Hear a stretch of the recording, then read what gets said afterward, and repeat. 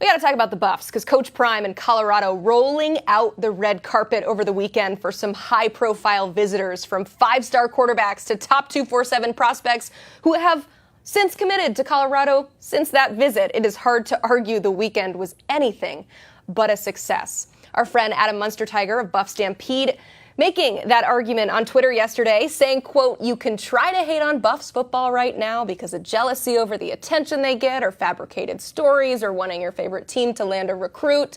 But what Coach Prime has cooking in Boulder right now is a force to be reckoned with." Adam joins us on the show now. And Adam, I know you're limited to a certain number of characters online, so let's expand on that. What does Coach Prime have cooking right now? Well, every transfer cycle, the Buffaloes roster has gotten substantially better, and recruiting is pretty selective from the high school ranks right now for Colorado. And it's because Coach Prime, as he said, I don't have patience. I want to win right now.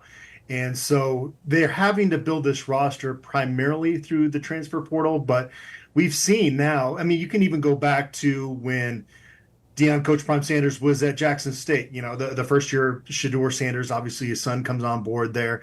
The next cycle, they shock everybody and get Travis Hunter.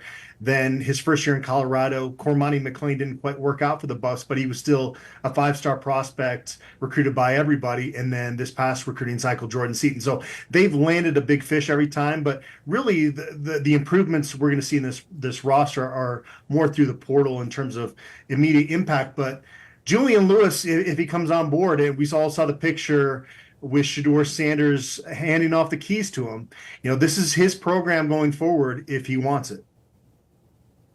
You mentioned big fish, and there might not be a bigger fish in this class right now for Coach Prime than Julian Lewis. We saw him at the Elite 11 finals in Los Angeles last week. The USC commit got a big welcome as well from people in Boulder. You see it there, them chanting that they want Juju. And there was also reports of a Julian Lewis burger in a restaurant over in Boulder as well. So the Buffs are pulling out all the stops to land the USC commit. How did it go for Julian Lewis in Boulder, Adam?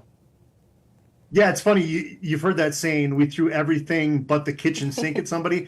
Well, the Buffs literally threw the sink at him. The sink has been a Boulder institution since 1923. It's one of the spots, if you ever come to Boulder, you need to check out. They've got that comfort food for you. I think what Colorado did this past weekend is give Julian Lewis something to really think about. Obviously, he's been verbally committed to USC since August, and Auburn's made a strong run at him. He also took a visit to Indiana. Colorado has done everything they can to make him feel like the most wanted person out there. I wrote that hashtag We Want Juju has been the most used hashtag by Colorado fans for quite a while now. And you know, there's kind of this apprehension of what is this program going to look like going forward after Shedeur Sanders graduates or moves on to the NFL after this coming season. And, you know, what is Coach Prime's future in Boulder? And locking up somebody like Julian Lewis would kind of be that bridge to the future. I mean, he's even got 99-year-old CU superfan Peggy Copham, part of the recruiting sales pitch there. So, there's no program with more eyes on it than Colorado right now. And as long as Deion Sanders is the head coach of Boulder, that will probably remain the case. And so that's been part of the sales pitch of you can be next in line here.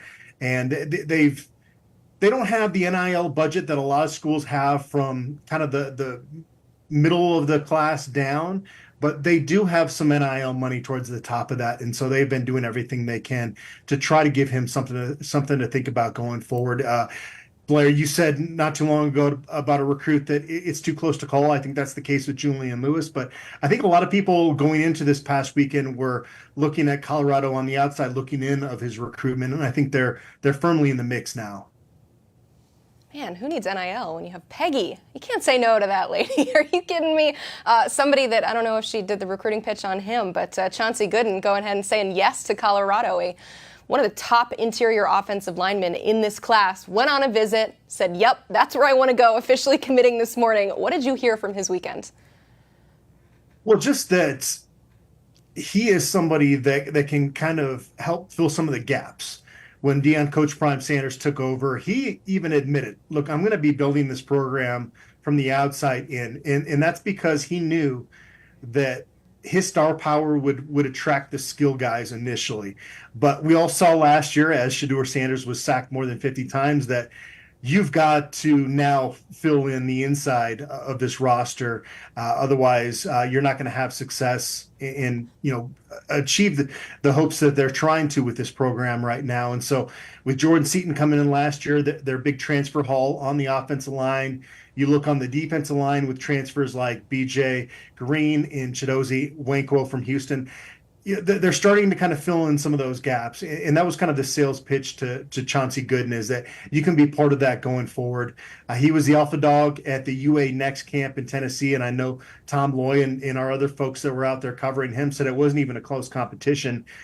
He's got, as he says, that dog mentality. And that's something that we've heard Coach Prime talk so much about. It's, being a great person off the field, but really once you get between those lines, you turn into a different person, and you throw on Chanty Gooden's tape, and that's what you see.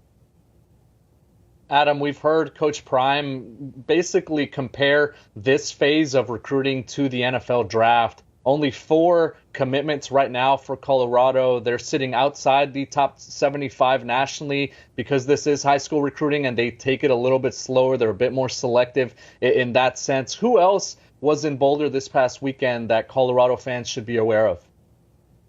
Yeah, Manre Walker is a linebacker from Georgia to keep an eye on. He took a visit to Stanford recently, and so despite being verbally committed to Colorado, that had some Colorado fans a little bit anxious.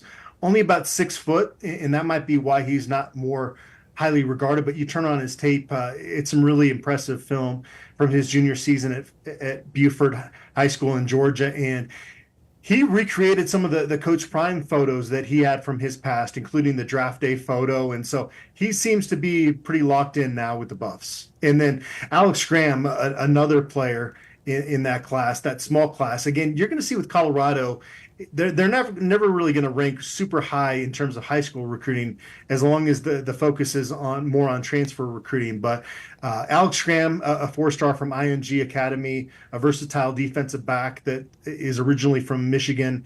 He also, like Manre Walker, visited some other schools. Alex Graham went to go see USC on an official visit recently, went out to Michigan again to see the Wolverines. So there was a little bit nervousness again with him in his recruiting, but it sounds like he's also kind of locked in now. All right, that's one big weekend, but as we know, it's a recruiting cycle. You got to continue. So who else is on Colorado's radar as we wrap up the summer, get ready for the season?